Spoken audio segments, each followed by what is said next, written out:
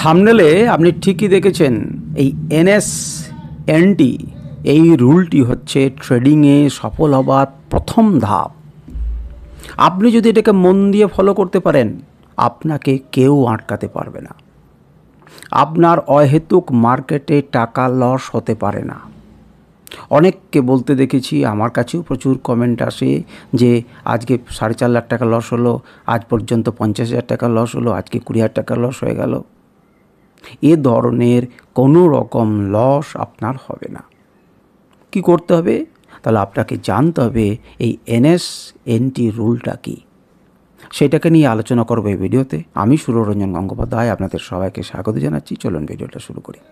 দেখুন, NSNT এই যে রুল, এই রুলটা খুব সহজ রুল, সাংকেতিকভাবে খালি বলা আছে।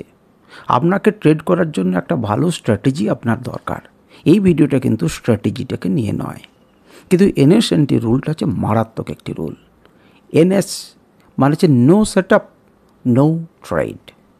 NSNT মাথার মধ্যে ঢুকিয়ে নিন। NSNT rule, no setup no trade. আমার যদি সেটআপ তৈরি না হয় তাহলে আমি ট্রেড নেব না। আমার সেটআপে যদি সে না আসে আমি ট্রেড নেব না। আপনাকে চুপ করে আপনার জায়গাতে বসে থাকতে হবে। ট্রেড যখন আপনার সেটআপে আসবে তখনই একমাত্র আপনি সেটাকে স্বীকার করবেন। এর আগেও আমি বলেছি, ট্রেড করা মানে হচ্ছে স্বীকার করার মতো। আপনি ঘাপটি মেরে চুপ করে বসে থাকবেন। আপনার জালের কাছে যখনই আসবে, আপনার এরিয়ার কাছে যখন আসবে, আপনার আয়ত্তের মধ্যে যখন আসবে, আপনার কন্ট্রোলে যখন আসবে, তখন আপনি তাকে ধরার চেষ্টা করবেন। নচেত আপনি ধরার চেষ্টা করবেন না। যদি করেন তাহলে তার এরিয়াতে আপনাকে ঢুকতে হচ্ছে। আপনি তার এরিয়াতে গেলে পরে ততটা শক্তিশালী নাও থাকতে পারেন। আপনার এরিয়াতে তাকে আসতে দিন, সেখানে আপনি রাজা। সেটার মধ্যে এলে পরে আপনার জেতার সম্ভাবনা অনেকখানি বেড়ে যাবে। সুতরাং একটি মাত্র রুলকে প্রথমে ফলো করুন। আর কী স্ট্র্যাটেজি হবে সেটা পরের কথা। যে স্ট্র্যাটেজি আপনি পালন করছেন করুন গা, কিন্তু কোনটা এটাকে না ফলো করলে আপনার হবে না। আপনি মনে করুন কোনো মুভিং অ্যাভারেজকে ফলো করছেন, তা সেই মুভিং অ্যাভারেজের উপরে মনে করুন আপনার সেটা অনুযায়ী প্রাইস এলে পরে আপনি কিনবেন, তাহলে তাকে আসতে দিন, এলে পরে আপনি কিনবেন। কিন্তু আপনার মনে হচ্ছে যে নিচেই রয়েছে, কিন্তু আপনার মনে হচ্ছে যে এবার উপরে উঠবে, এবং তার জন্য বেশি অতিরিক্ত লাভ করার জন্য আপনি নিচে থেকেই একটা কিনতে শুরু করে দিলেন। একদম করবেন না।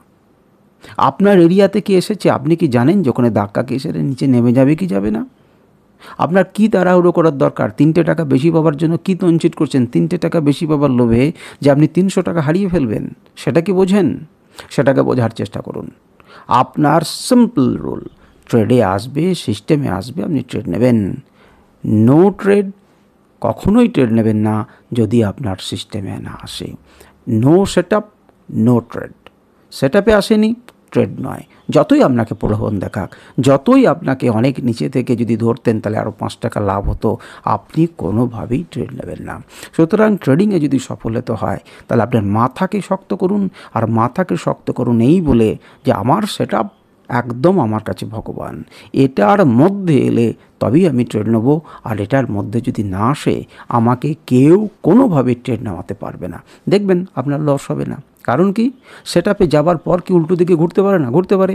সেক্ষেত্রে সেটআপের তো নির্দিষ্ট স্টপ লসও রয়েছে, আপনার স্টপ লস হিট করবে, কিন্তু সেটা নিশ্চয়ই 50,000 স্টপ লস হতে পারে না। কারণ সিস্টেমে কোনো দিন এত বৃহৎ স্টপ লস হতে পারে না। যদি সিস্টেম মেনটেন করেন তাহলে 50,000 টাকা স্টপ লস যদি হতে হয় তাহলে আপনার কাছে ক্যাপিটাল থাকতে হবে বহু বেশি। আর তত বেশি ক্যাপিটাল থাকলে পরে আপনার কাছে যদি 50,000 টাকা এলো আর গেল তাতে কিছু যায় আসার কথা নয়। সুতরাং সেটআপকে মেনটেন করুন, সেটআপ শিখুন, সেটআপকে পালন করুন, একদম জীবন দিয়ে পালন করুন। দেখবেন যে আপনি কিন্তু সফল হতে শুরু করেছেন। মনে রাখবেন কথাটা, আরও একবার বলছি, no setup no trade. NSNT rule always follow. এটাকে সর্বদা ফলো করুন এই রুলটাকে। নমস্কার, ধন্যবাদ। আপনাদের যদি কোনো প্রশ্ন থাকে আপনারা করতে পারেন, কোনো সাজেশন থাকলে অবশ্যই করতে পারেন। আর আপনাদের কেমন লাগছে আমাকে জানাতে ইচ্ছা হলে জানাতে পারেন। নমস্কার, ধন্যবাদ।